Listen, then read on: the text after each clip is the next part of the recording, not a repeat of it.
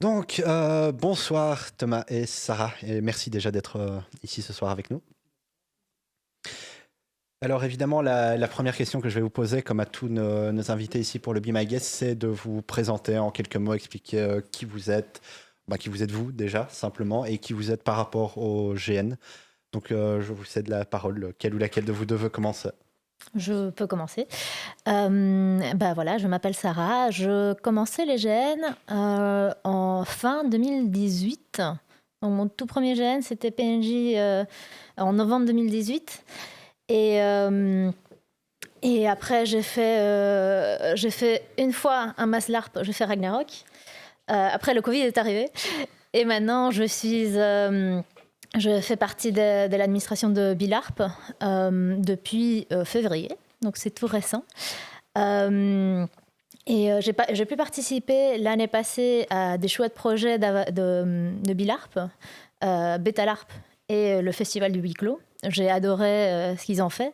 Et du coup, j'ai vu qu'ils cherchaient des gens pour travailler en tant qu'admin. Et je me suis dit, allons-y. Et voilà, c'est tout. Donc moi Thomas, expatrié français à Bruxelles depuis 5-6 ans.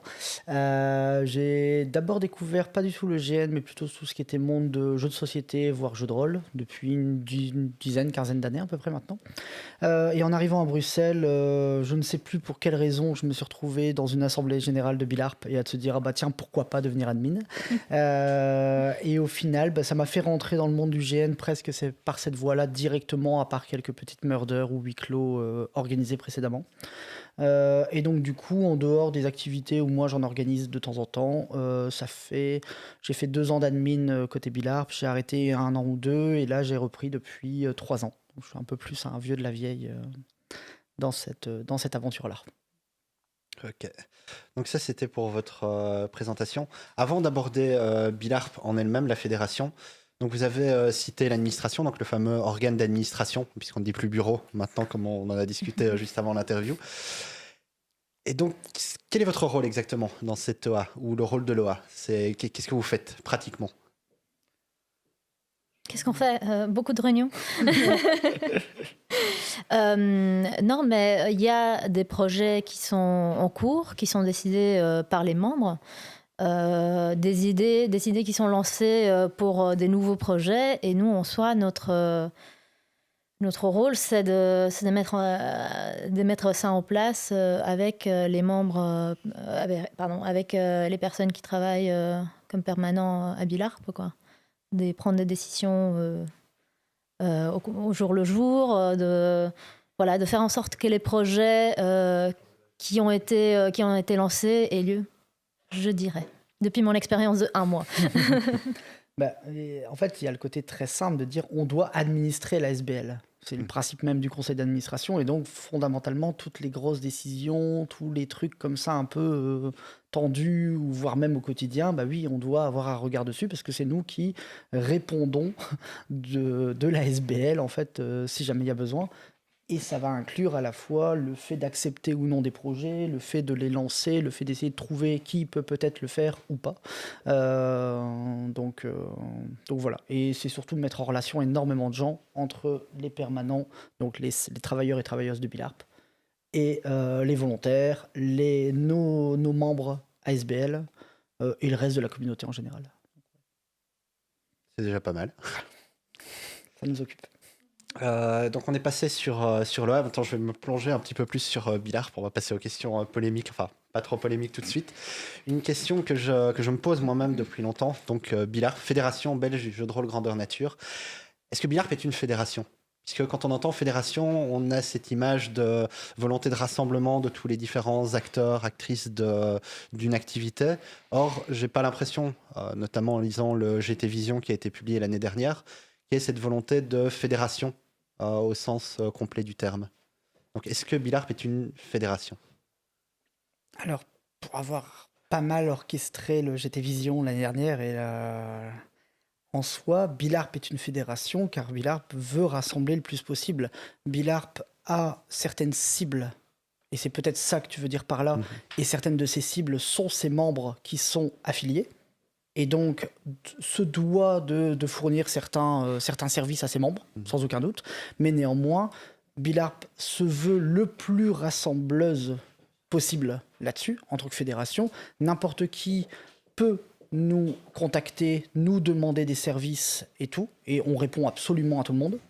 C'est juste que, et c'est peut-être ça qui a été compris dans le GF Division, et dans ces cas-là, ça a été compris à tort, c'est qu'il y a l'aspect, on a nos cibles directes en fait. On a nos cibles directes qui vont être soit nos membres directement ASBL, mais également tout le reste de la communauté.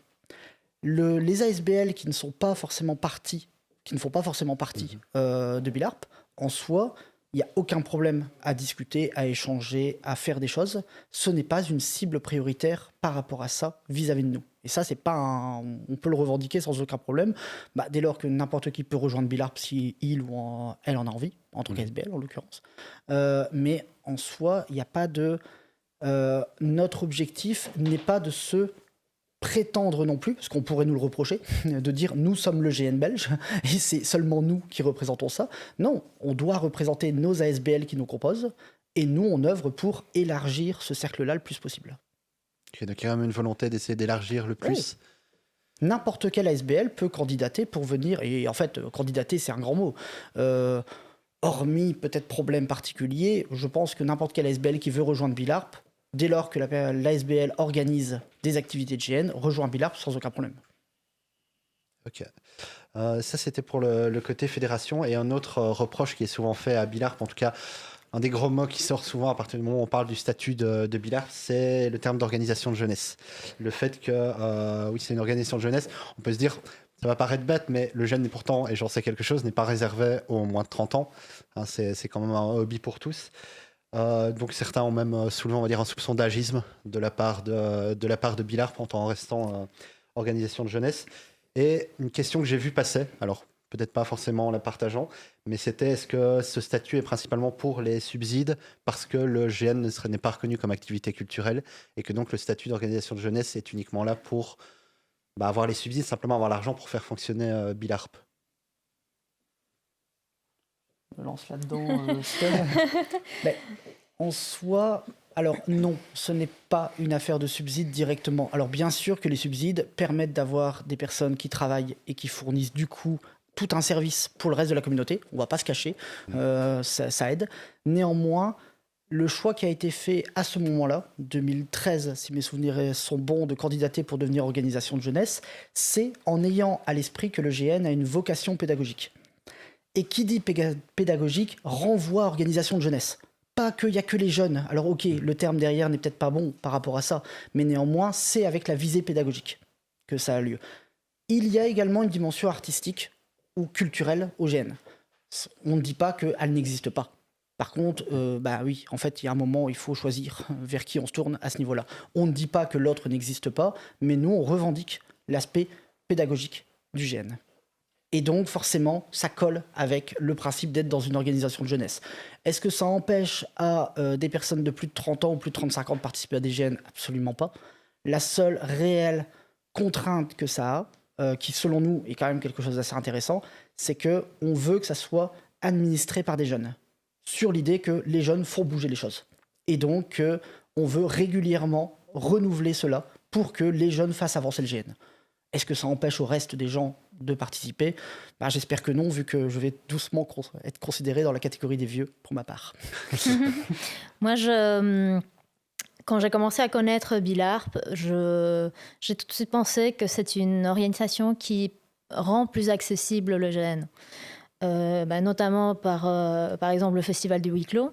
Ça permet, ça donne, ça pose le cadre logistique, puisque ça donne les locaux, ça donne le cadre, ça donne la publicité, pour que n'importe qui vienne proposer une petite mordeur de 3-4 heures, par exemple. Donc ça a un côté très accessible, parce que alors, les personnes créatives n'ont qu'à venir avec leur idée. Aussi le fait de proposer une assurance, comme ça on peut oublier, pour les membres, on est d'accord, on peut oublier tout ce qui est truc administratif qui prend du temps et c'est peut-être pas très attrayant. Donc tout ça pour moi, ça donne, enfin voilà, cet objectif de Bilarp de rendre le GN plus accessible, je le vois clairement dans les services proposés. Et à partir de ce moment-là, bah, je vais dire, le fait de devoir de proposer ça, ça permet aussi à des gens qui, du coup, ont moins de moyens, moins de ressources, moins de... Voilà, pas le temps, ni l'envie, ni les connaissances pour voilà, se connaître ce qu'il faut faire pour avoir des assurances, ou alors qui n'ont pas les moyens pour investir dans une vingtaine d'armes de GN, par exemple, parce que Bilarp aussi propose la location de trucs de GN. À partir de ce moment-là, je pense que clairement, avoir l'idée de vouloir intégrer tout le monde, vouloir aider ceux qui viennent d'arriver, les personnes qui viennent d'arriver, donc les jeunes, je dirais, bah voilà, ça s'inscrit tout à fait dans les services proposés par Bilarp. Et enfin, moi, je vois que ça s'intègre parfaitement. Donc, je vois ça que comme une bonne chose, quoi. Je dirais que une fois qu'on est plus âgé, qu'on a plus de ressources financières, et de tout ce qu'on veut, bah, on a moins besoin de cette aide. Donc je dirais, voilà, Bilarp est là pour aider surtout les personnes qui arrivent. Et je pense qu'elle fait ça très bien. Voilà. Et tu parlais justement des services, dont notamment l'assurance. En résumé, sauf si c'est court, quels sont justement les services concrets que Bilarp propose aux associations membres? Donc il y a une assurance, une assistance administrative, quoi d'autre? La location de matos est aussi, pas que pour les membres, mais entre autres. Donc d'après ce que j'ai vu, des épées de GN, des tentes, et tout ce qu'on veut. Vas-y, oui. Alors là, j'essaye de faire ça de tête. La possibilité de stocker du matériel dans le stock générique de Bilarp, directement accessible aux membres. Également l'idée d'une plateforme de discussion commune, en fait. Mais là, c'est pas, d'une certaine manière, c'est pas nous qui proposons ce service. C'est l'idée que les membres s'en font en étant ensemble au niveau de Bilarp, le fait de discuter directement ensemble. Voilà. Et je crois que j'en oublie un. Mais ça doit Au pas pire, être. s'il revient avant la fin Ouais, de voilà. l'émission. S'il revient, Ok. Et donc justement sur ce que propose Bilarp, alors vous aurez peut-être envie par la suite ou sur la fin de l'interview de parler des activités qui sont programmées pour le futur, en tout cas de ce que Bilarp a en projet pour le moment. Mais justement, quels sont les projets récurrents de Bilarp? Bon, Betalarp a été cité, il y a également la nuit du huis clos qui a été citée. Est-ce qu'il y en a d'autres comme activités récurrentes de Bilarp qui sont organisées? Je pense qu'on fait un maslar par un moment. Oui, je vais y venir. Je ne l'oublie pas. Alors en récurrent, on a ces trois-là. C'est Festival huis clos. Festival Nuit du huis clos, c'est français. Je sais plus c'est où, mais oui, c'est français exactement. Donc il y a ces trois-là en très récurrent. En plus petit mais récurrent, un barbecue des bénévoles pour justement remercier toutes les personnes qui contribuent à Bilarp durant l'année. Ensuite, comme activité récurrente, pareil, je suis en train de faire le tour.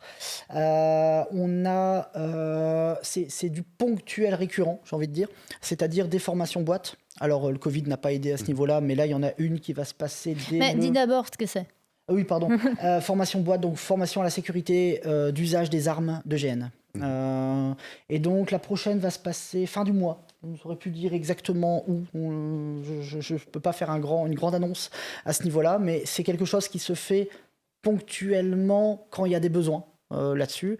Pareil au niveau d'une formation Croix-Rouge qui doit se réorganiser cette année et qui a pour but de se faire régulièrement.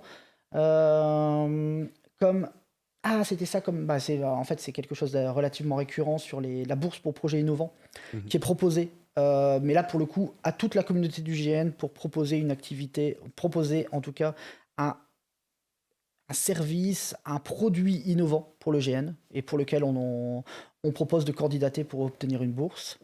Et après, sur les trucs récurrents, à nouveau, ça va être à la demande. Ça va être, on a des organisations de temps en temps d'animation qui se font, mais c'est pas récurrent. Ça arrive très souvent, mais on peut pas dire que ça a lieu tous les 6 mois. Mais il y a une assistance ponctuelle qui est prévue. Ouais, c'est ça. Il y a une assistance ponctuelle. Si, en truc récurrent, il y a la présence dans les salons. On parlait du Medinasia ou du Troll et Voilà, Légendes. Medinasia, Trolls et légendes, Retrouvailles, Salon de l'éducation, je ne crois pas. Je pense pas qu'on prévoit de le faire cette année. Mais voilà. Et ça, c'est clairement du récurrent. Ça fait 3 ans qu'on n'en fait plus trop à cause du Covid, mais c'est du récurrent en théorie. Eh ben, c'est déjà pas mal d'activités. Eh bien, on citait justement Maslarp, pour ne pas le citer, Avatar, le GN que l'on aime détester ou que l'on déteste aimer, selon les cas. Alors, on commence directement par la question, un peu la question piège, qu'en gros, bonne ou mauvaise idée que ce soit organisé par la fédération. Donc, puisque on sait que ça fait partie du débat, est-ce que c'est une bonne idée que, on va dire, le plus gros Maslarp, malgré tout, de Belgique francophone, soit organisé par une fédération qui a but d'être peut-être plus rassembleuse, donc faire pas uniquement du Medfan. Enfin, est-ce qu'il n'y a pas une contradiction entre les deux? Alors depuis mon point de vue, tout en sachant que j'ai jamais fait Avatar, que je gère pas Avatar parce qu'on se répartit les projets à gérer, etc. avec les membres de l'administration. Donc je gère pas Avatar. Je reviens sur l'idée que je pense que, enfin de mon point de vue, Bellarp est une plateforme. Donc qui essaye de, rendre le GN plus accessible.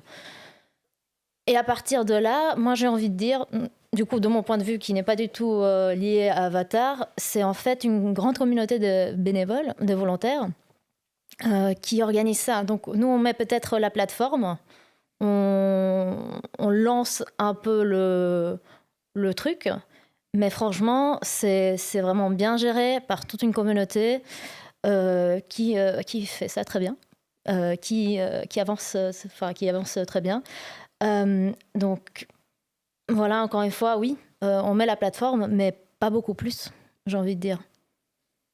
Ouais, le principe de se dire c'est Billarp qui organise Avatar, et d'ailleurs avec le complémentaire de Avatar c'est Billarp, ou Billarp c'est Avatar plutôt d'ailleurs, justement c'est oublier tout le reste des trucs. Alors oui, Avatar et Medfan, oui, il en fallait un, et voilà, mais ça n'empêche pas que le festival du huis clos, on n'est pas que en train de faire du Medfan. À Betalarp, je crois que ça parle rarement de Medfan, donc en fait, oui, il y a Avatar. C'est vrai, ça c'est totalement du Medfan. Peut-être que ça changera un jour. Maintenant, il faut reconnaître que ça a certains avantages. Le Maslarp est quand même assez facile à faire en Medfan plutôt que dans d'autres systèmes. Donc voilà, ça reste ce truc-là. Je rejoins totalement pour aller dans le sens de Sarah sur le côté plateforme. Oui, c'est pas Billarp qui organise, c'est Billarp qui coordonne. Ça c'est clair. C'est ce qui prend un certain temps là-dessus. En quoi la Fédé est légitime à faire ça? Il y a vraiment un truc qui est assez fort là-dessus. Bon, déjà, la Fédé a été créée pour faire Avatar. Donc, il y a un moment, il faut reconnaître le côté historique de la chose. Et donc, ça paraîtrait bizarre de se dire maintenant, pourquoi ça existe? Ça n'a pas de sens. Si, ça a du sens, parce que c'est justement pour ça que la fédération a été créée. Alors, c'est moins le cas maintenant. On a moins un investissement direct de chacun des membres dans le projet, comme ça a pu être. Ça, c'est clair et net. Néanmoins, c'est le projet initial. Et il y a aussi le côté que Avatar, et on parlera peut-être, vu ta remarque pendant les news, du côté des red flags, Avatar a pour but d'être une vitrine. C'est comme ça que c'est écrit dans nos statuts. Nous devons faire une vitrine du GN. Sans être prétentieux, c'est pas le côté de ça, mais néanmoins, c'est comme ça qu'on le prévoit. On prévoit pas juste de faire un GN pour faire de la thune. D'ailleurs, on cherche pas à faire de la thune. Mais par contre, on cherche à en faire une vitrine. Et donc, on cherche à faire avancer des choses là-dessus. Le système de sécurité émotionnelle, je dis pas qu'on est à la pointe, je dis pas qu'on est les premiers à faire ça, mais par contre, on essaye de le populariser. Et la masse de gens que Avatar peut drainer peut permettre ce genre de choses. Et donc, nous, on souhaite faire ça. Et ça, le fait d'être une fédération, le fait d'avoir toute une série de missions, de valeurs, mais également d'avoir des personnes au quotidien qui travaillent au sein de ça, nous donne quand même un certain avantage pour pouvoir faire ça. On n'est pas les seuls, mais ça peut nous aider. Ça peut. Il y a le terme qui a été cité, donc justement, c'est Billarp n'organise pas Avatar, mais coordonne Avatar. Concrètement, donc il y a une équipe de bénévoles qui l'organise, pour employer ce terme-là. Et donc Billarp fournit du matériel, du budget. Quels sont les liens exactement entre les deux? Alors, budgétairement, oui, dans le sens où ça permet d'avoir une assise budgétaire vachement pratique parce que toutes les sorties peuvent être totalement gérées par Billard le temps que les rentrées arrivent, même si les rentrées arrivent relativement vite grâce aux inscriptions qui s'ouvrent. Mais néanmoins, le côté financier est quand même assuré par l'assise financière de Billard. Sur le côté matériel, bien sûr, justement, Avatar a été créé par les différents membres et ça fait 15-20 ans qu'il y a du stock qui s'accumule par rapport à ça. Tout est disponible directement, donc ça c'est directement fourni sans même se poser la question aux volontaires.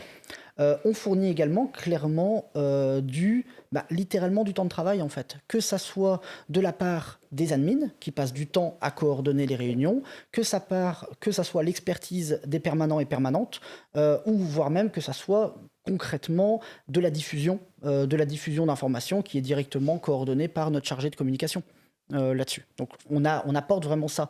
Néanmoins, le but n'est pas d'organiser Avatar. Le but n'est pas que les admins ou les permanents et permanentes, par exemple, décident de comment Avatar doit se gérer. Ça, c'est une équipe de volontaires. Je serais incapable de dire le nombre, c'est con, j'ai pas pensé à réviser. De mémoire, actuellement sur le Discord qui organise Avatar, on a, je vais peut-être dire une bêtise, mais à une bonne grosse trentaine de personnes qui sont actives quotidiennement dans tous les pans, que ça soit de l'infra, donc de la logistique, de l'administratif, que ça soit des scénarios, ça fourmille de volontaires qui sont là.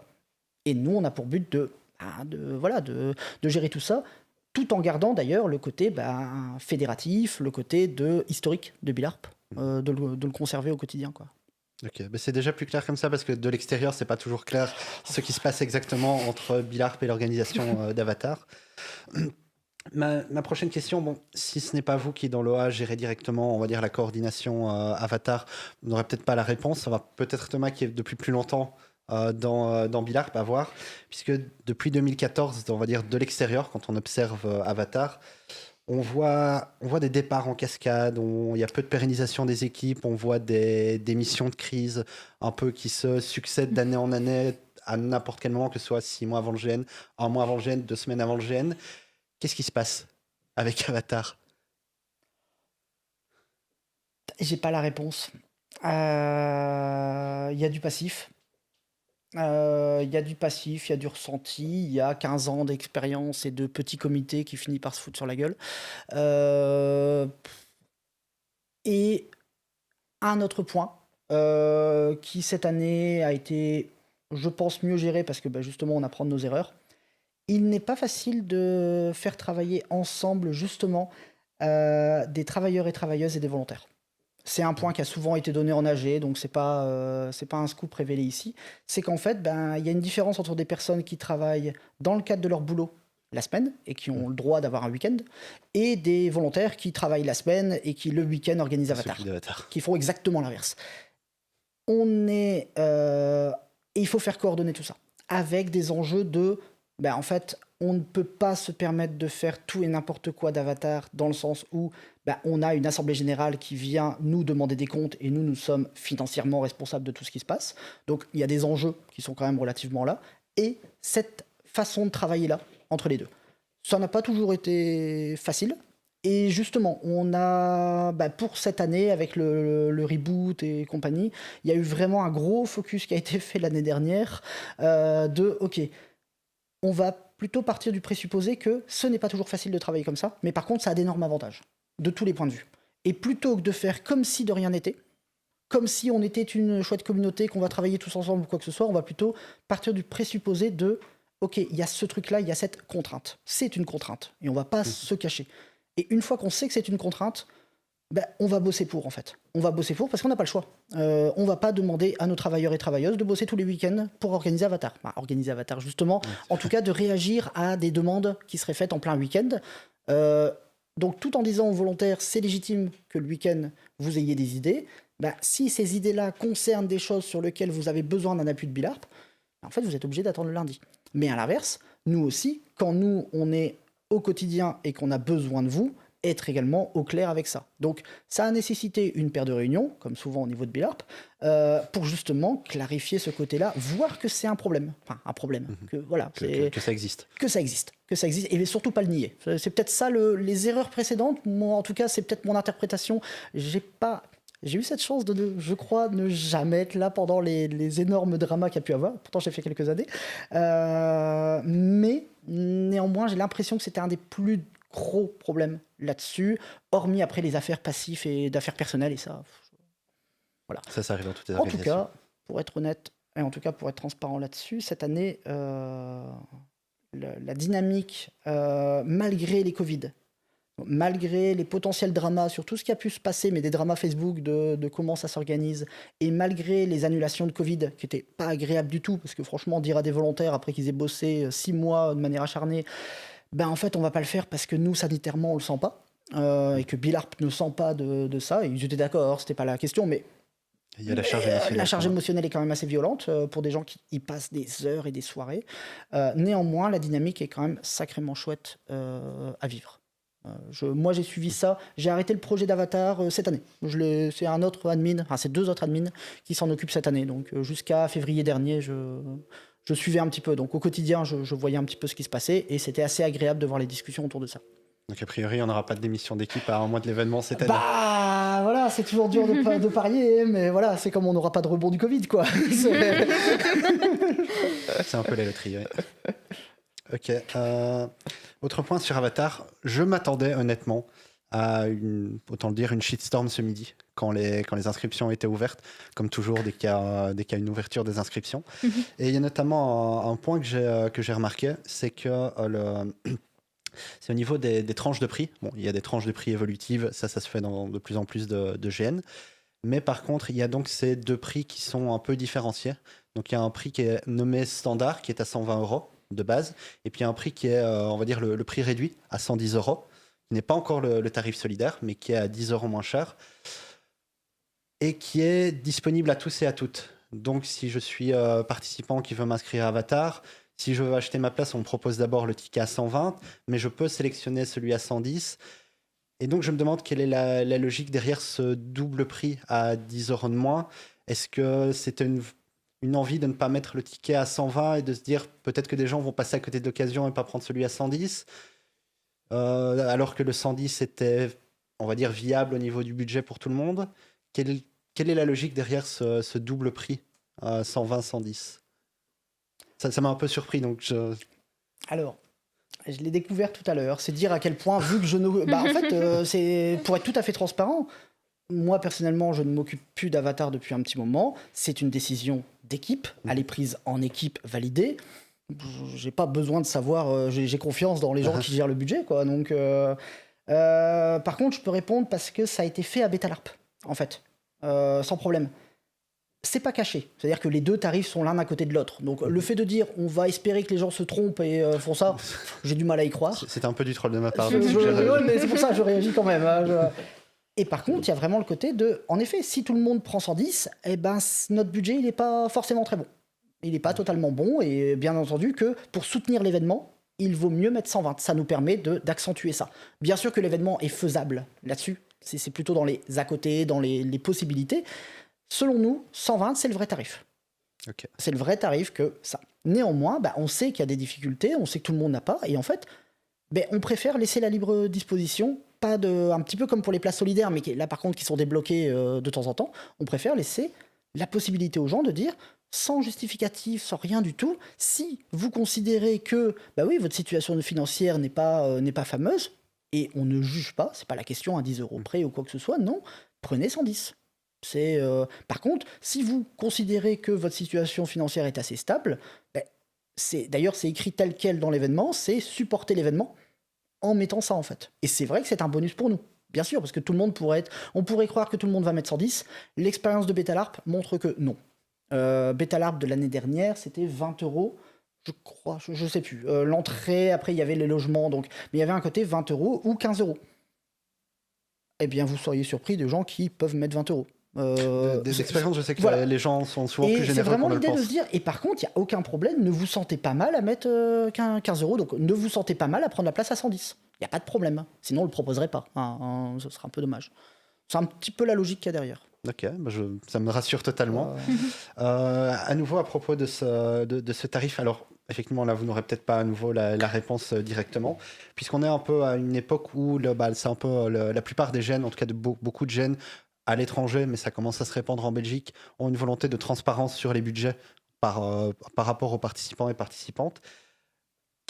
Alors, moi, je suis un noob en logistique, donc je ne sais pas ce qui coûte quoi. J'écris des gènes, mais je suis incapable de dire ce que coûtent mes gènes. Qu'est-ce qui coûte si cher à Avatar? Et je vais reprendre des termes que je vois passer sur les réseaux sociaux, que je ne partage pas forcément, mais qui sont 120 € pour venir planter sa tente et on n'a rien d'autre. Donc qu'est-ce qui est si cher? T'as l'eau courante. Autant débunker ça. T'as l'eau courante et tu peux aller prendre ta douche. c'est de la caricature.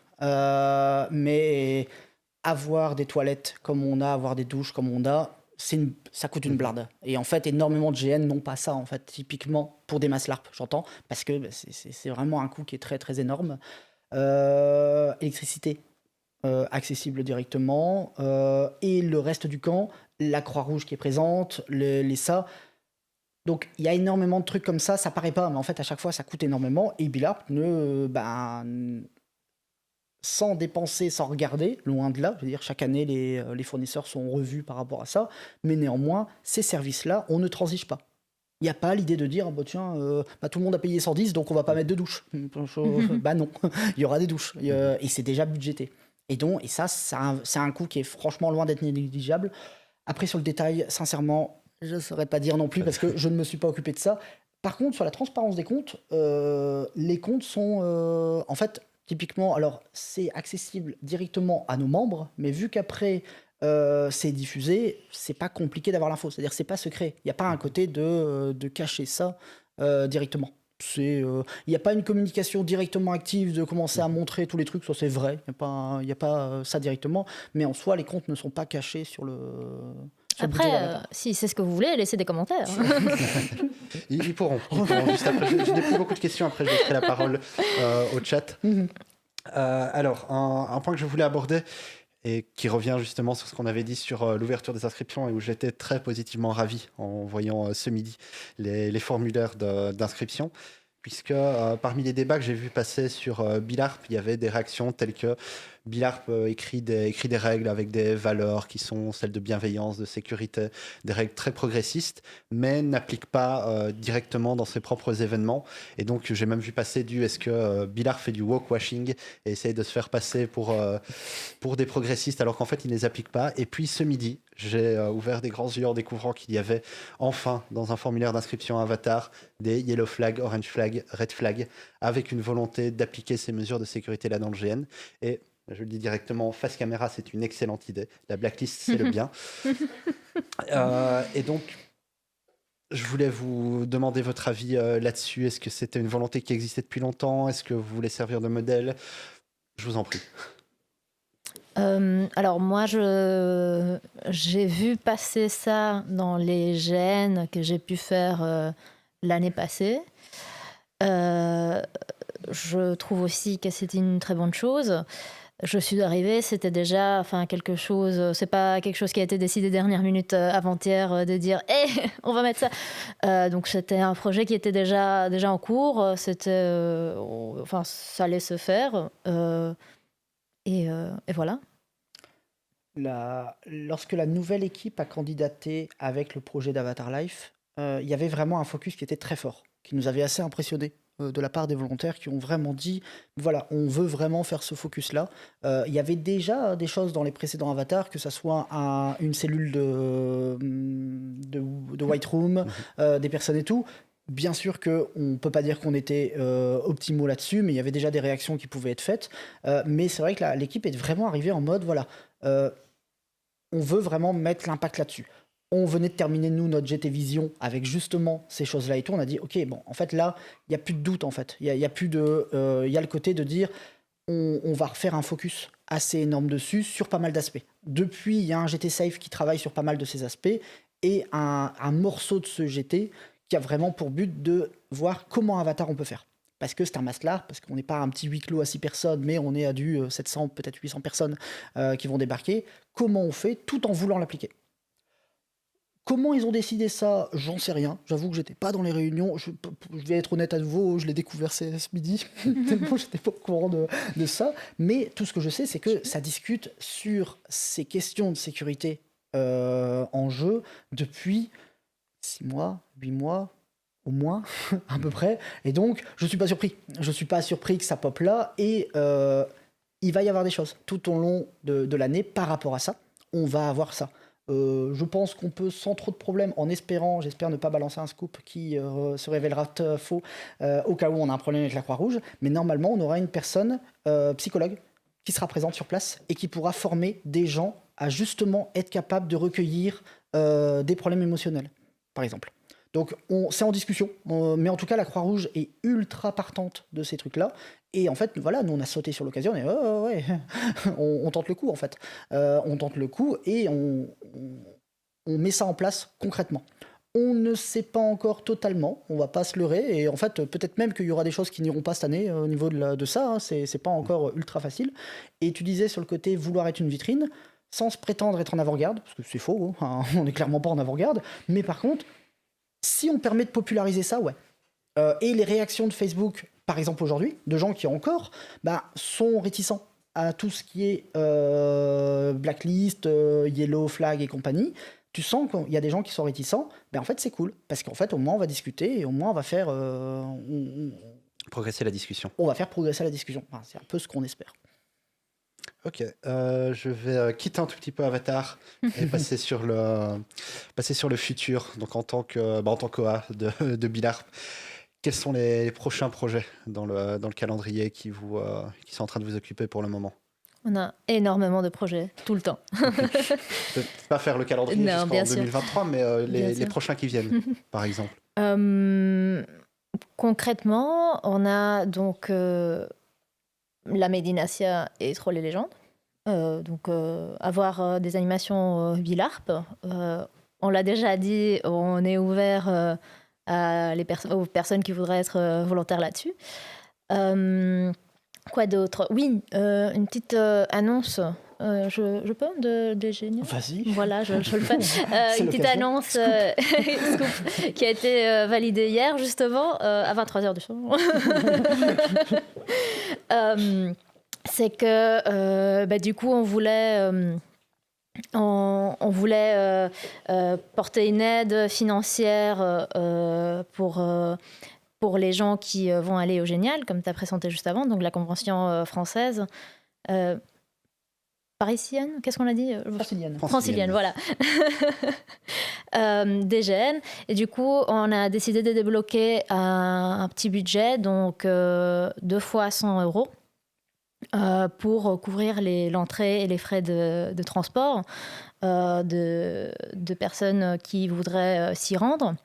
Et donc, on va faire un appel public cette semaine, il me semble. Cette semaine, normalement.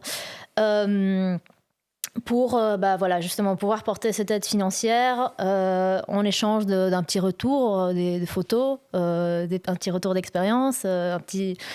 voilà. Donc voilà, je vous invite à garder un œil sur la page de Bilarp si vous voulez postuler pour cette petite aide. Est-ce que j'oublie des choses?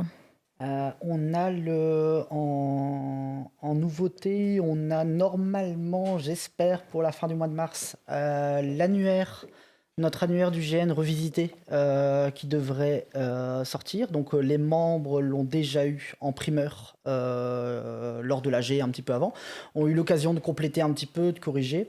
L'idée étant de recenser dans un premier temps les lieux de GN, donc les lieux où on peut faire du GN en Belgique, où on en a recensé une 50aine. L'annuaire est entièrement incomplet, on va pas se leurrer, tout simplement parce qu'en fait on a besoin d'aide pour obtenir de l'input, histoire de le compléter.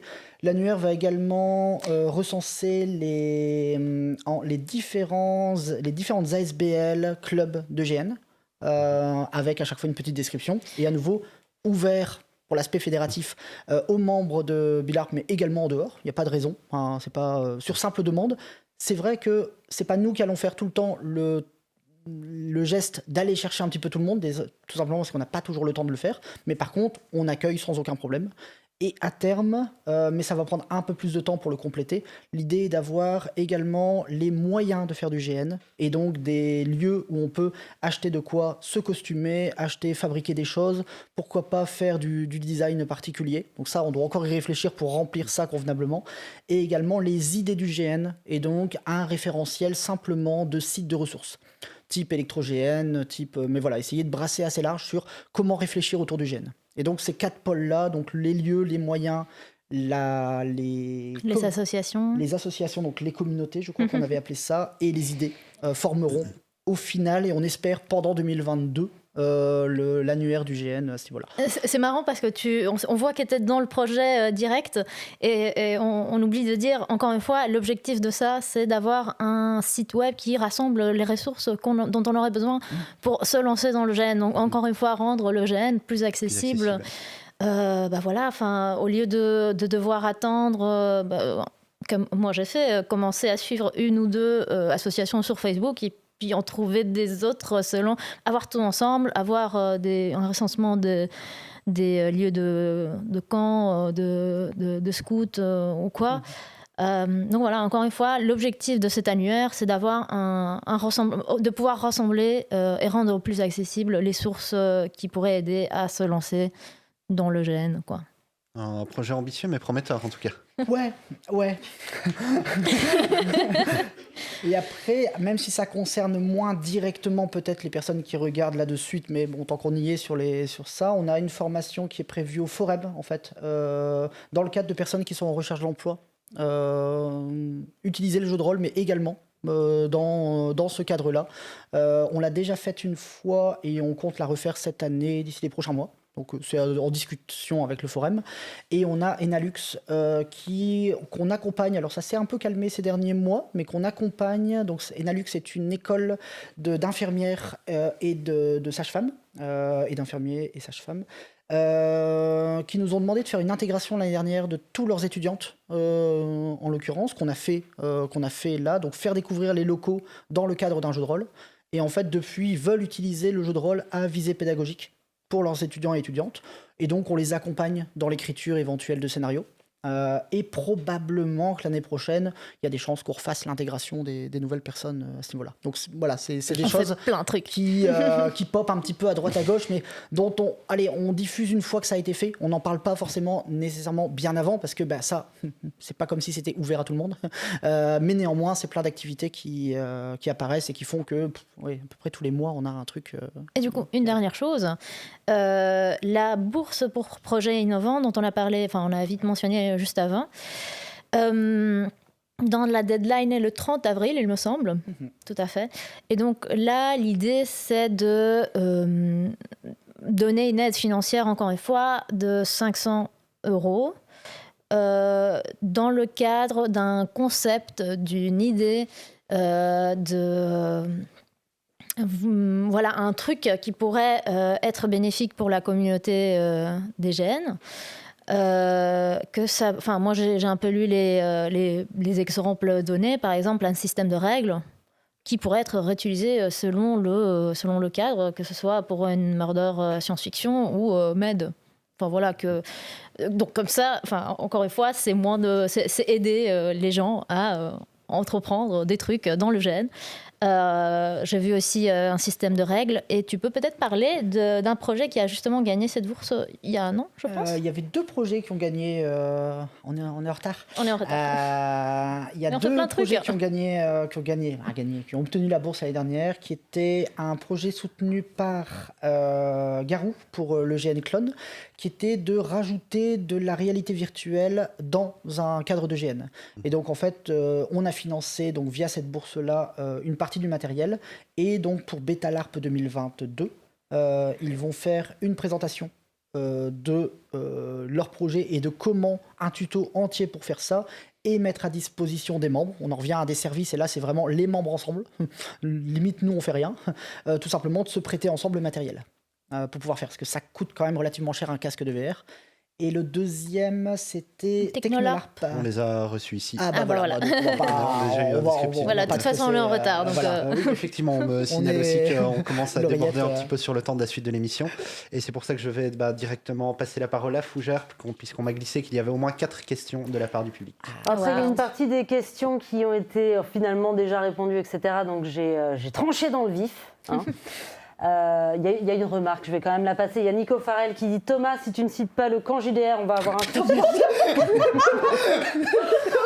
on a oublié. Pardon, Nico. Mais on fait plein de trucs. Mais comme on est absolument géniaux, on avait mis l'image derrière vous. » Ça va, tout va bien.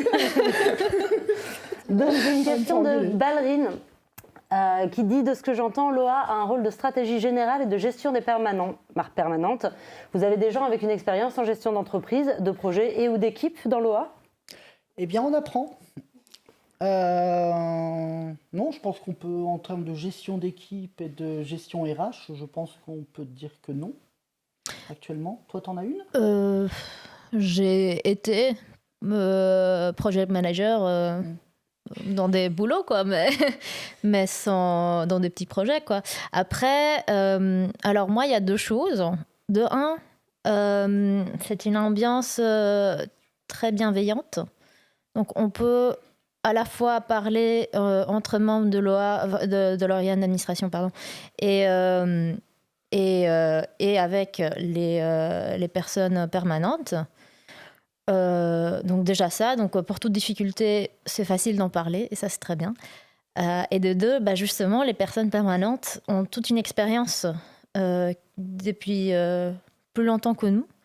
Et du coup, on peut vraiment se reposer sur eux pour ce genre de questions, quoi.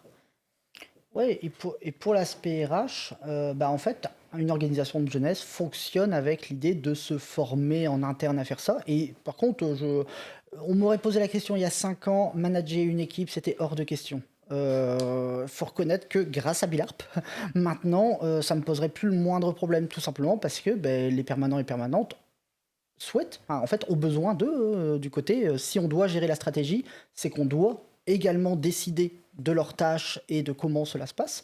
Et en fait, oui, ça reste un système hiérarchique où on est quand même 7 personnes à travailler au quotidien, avec 3 personnes salariées, 4 personnes bénévoles. Ouais, c'est des compétences dont on ne s'attend pas forcément à avoir et qu'on développe sur le moment. Et du coup, le camp jeu de rôle.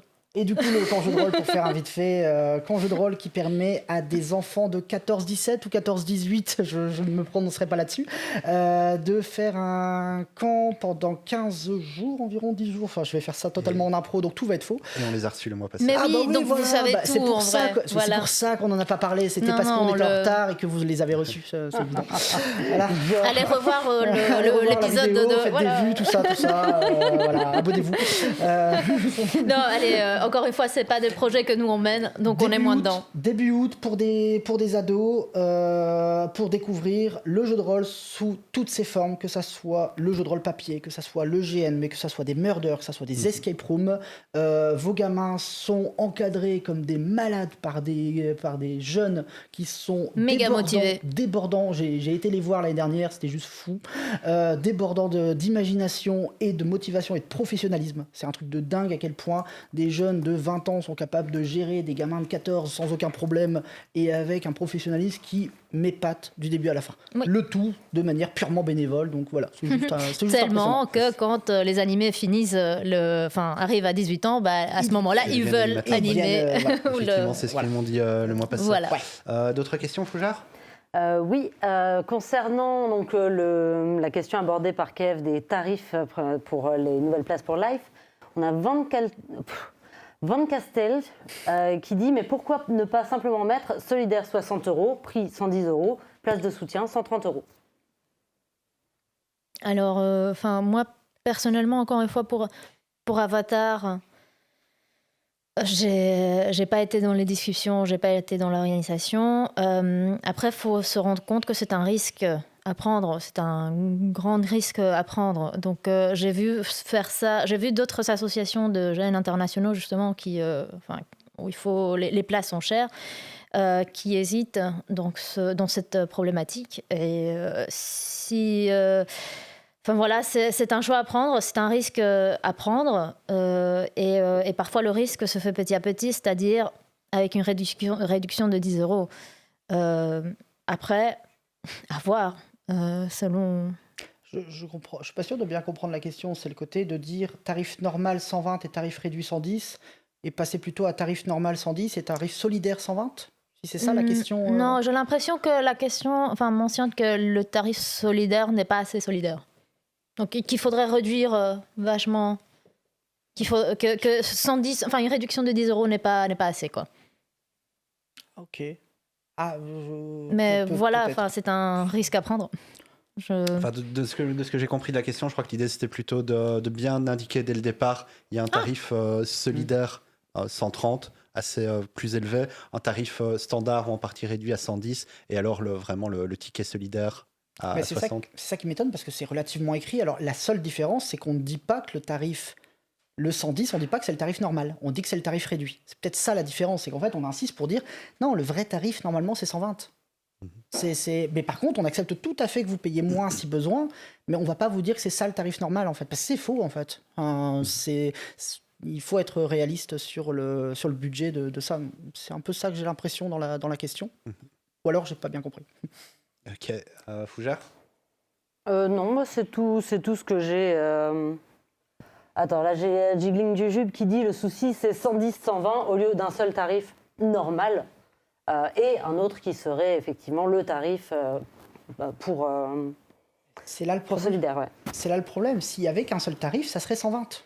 En fait, il faut se dire que s'il n'y avait qu'un seul tarif, ça ne serait pas le 110. Et du coup, il n'y a pas de place solidaire en fait.